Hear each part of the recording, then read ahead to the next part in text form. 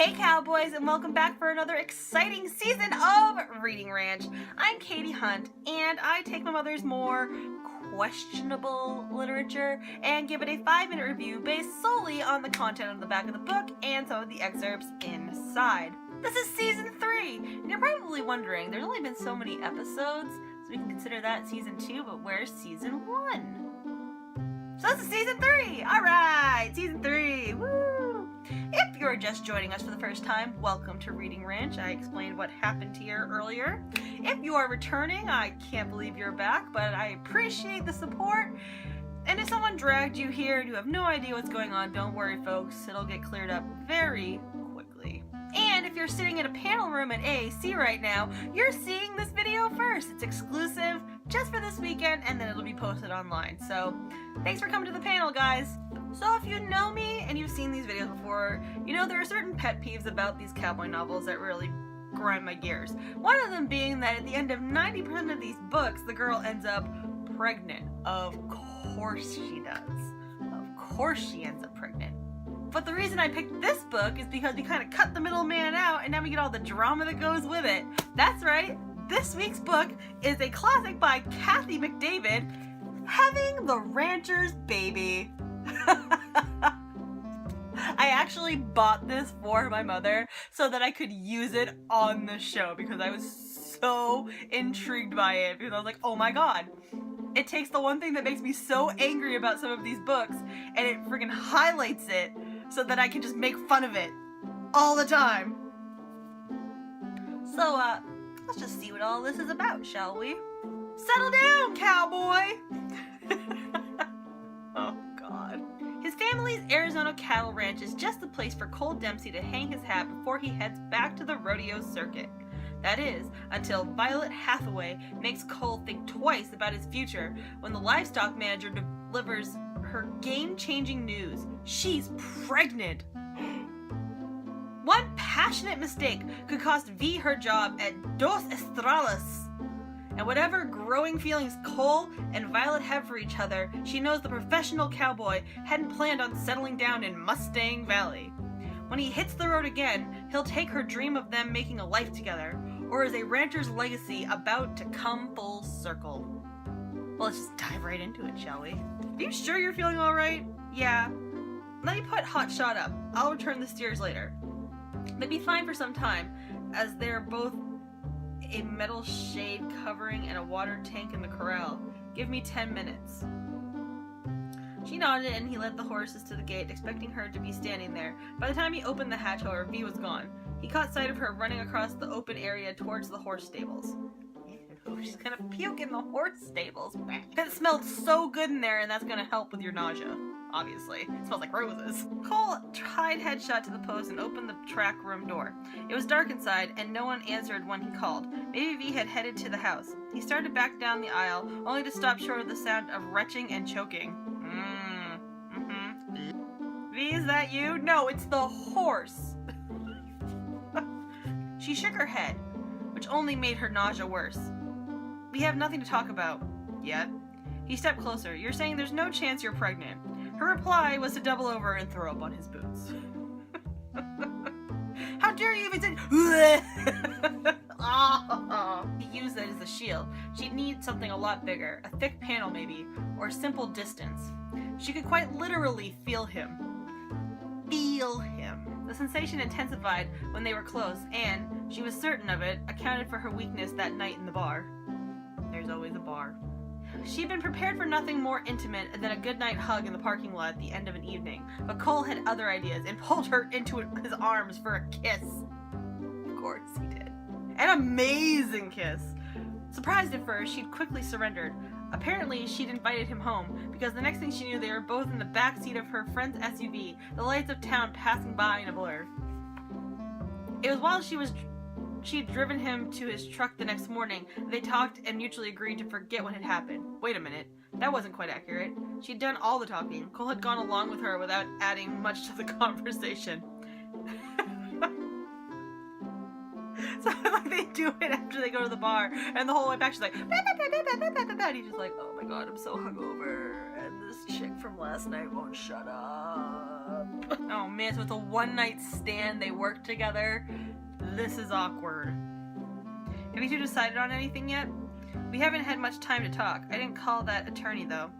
Their future sister-in-law, Reese, had recommended him. The guy sounds knowledgeable enough, and what he said made sense. I hear a but. He's abrupt. This is a baby we're talking about, not a piece of property V and I are sharing. Josh chuckled, and so it begins. What? Step 1 of being a father. Getting an attorney? That's not... And the baby. Her curiosity got the best of her. Do you? In fact, I think about that night a lot. As if it wasn't hot enough outside already, her cheeks instantly heated beneath his intense scrutiny. The sex? Not the sex. He dipped his head, though it was good. Mighty good. Cole, we can't. She moved away, putting some much-needed distance between them. He stopped her with a gentle tug of her elbow. What I think about it is the talking, the holding, the sleeping in each other's arms and waking up beside me. The smell of your hair and the softness of your skin. She could feel her resistance slowly melting. He'd had that effect on her, particularly from the moment they'd met. It had required all her willpower to keep her intense attraction to him a secret those first few months. Today, like then, it hovered precautiously, close to the surface, barely contained. Cole was a temptation she craved and couldn't resist, made all the more difficult by his fingertips caressing her arm. Oh yeah. Yeah, I could see where that would be a turn on. Yep. Or is it not really her arm? This can't happen, she insisted. It won't lead to anything good. It won't lead to anything good? Clearly, you guys weren't doing it right. Or no, you were doing it right. You made a baby, so... What's happening, V? He inched closer. Tell me. You know. I do. I just want to hear you say it. What's happening right now? Aren't we? Her body yielded in response to his coaxing, and the desire to flee vanished. She could, quite easily, let herself sink into his embrace. She would, too, if he kissed her. History had proven how susceptible she was to him, his touch, his caring. You're forgetting what's important, she said. The baby, our future, the decisions we need to make. I'm not forgetting, far from it. His hand slipped up her arm. Tingles erupted in the wake of his fingertips. She lifted her chin and stared, captivated by his striking blue eyes. A man didn't deserve eyes that gorgeous. A smile tugged at his mouth. A mouth she knew firsthand was skilled at many wonderful things, kissing being one of them. Wait, you just said nothing good was going to happen. You're so contradictory. She closed her eyes, drawing on that last of her slim reserve. What if someone sees us? You're making excuses. No one's around. Where were Josh and Joey when you needed them? What, to watch? Ew! I may be making excuses, she said, but they're valid ones. Don't you ever just go with the flow? Seize the moment? Seizing the moment is what got me pregnant. She's got a point. No, no, no! Her silent protest was useless. 'Cause it's silent! The next instant his lips covered hers and parted them. His tongue met no resistance and slid into her mouth, tangling with hers. Yes, yes, yes, she thought, and willingly took the lead. This is much better than the parking lot. Better than they'd arrived at the house and walked with her to the door. Better than when she'd invited him inside and then into her bedroom, where they'd made incredible, delicious love.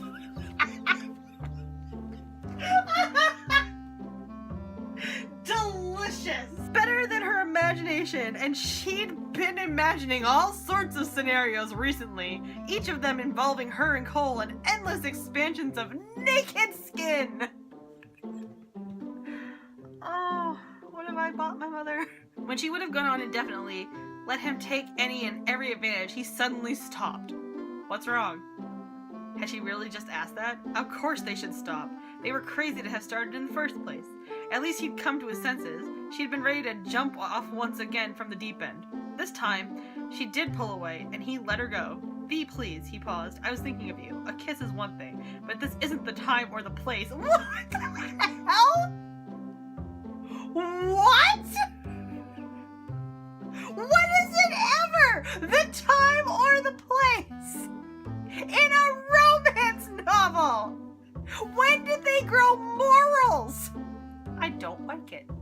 Her mother audibly gasped, "Is it Denny's?" "No, why would you think that? You haven't mentioned seeing anyone." "Because I'm not." "You must be. That's how these things usually work. Unless..." "Violet, don't tell me you went to one of those sperm clinics." She all but choked on the last two words. "You are young. Your biological clock can't possibly be ticking." She returned the phone. "It's Cole Dempsey." Her mother sucked in her breath. Or perhaps she'd taken another drag on her electric cigarette. It was hard to tell. "August Dempsey's son?" "Yes." "The one you don't like?" "That's not true." "Clearly I liked him a little bit, 'cause, you know..." She began stroking him, slowly at first, then faster. Cole gulped for air, convinced he didn't get sufficient oxygen he'd pass out. "Kiss me," she said. He turned his head, their mouths a hairbreadth away. "This isn't going to be all about me, so, you know, I intend to make you very, very happy." She made a low, throaty sound that pushed him to the boundary of his limits. "I'm counting on it." They spent a night like no other, exploring each other's bodies with their hands and mouths and bringing each other intense pleasure, made greater by deepening feelings. When they were spent and completely satisfied, they snuggled. "Ah." V told Cole about burning all the parenting magazines after her divorce. He told her about the first rodeo win his first rodeo win at 15. Cool. Before long, she fell sound asleep. Cole didn't move. He didn't want her to leave the bed. Come morning, he'd have no choice. For now, however, he'd relish the sensation of her curled beside him and consider a future that didn't terrify him quite as much as it had before. All it took was a hand job and you guys are ready to love each other and be parents. You always like to see a romance novel work out, folks. The power of a BJ. This was Kathy McDavid's Having the Rancher's Baby, and you can pick it up wherever your wonderful Harlequin romance novels are sold, which is pretty much every bookstore and Walmart ever. And that's it. So, if you like this video, make sure you like, make sure you subscribe, hit that button down below so you can join us for the rest of Season 3, because it's going to be intense and amazing and wonderful and awesome and sporadic because I'm really bad with schedules. But hey! We're back. You can always like me on Twitter at Juggles_Geese. You can also like my Instagram account, JugglesGeese21. As I said, if you are joining me at AAC and we're watching this right now, guys, thank you so much for coming out and watching. I hope you enjoy the rest of the panel. If you're just watching this on YouTube as soon as it gets posted, I hope you join me next time, and I will see you later, cowboys.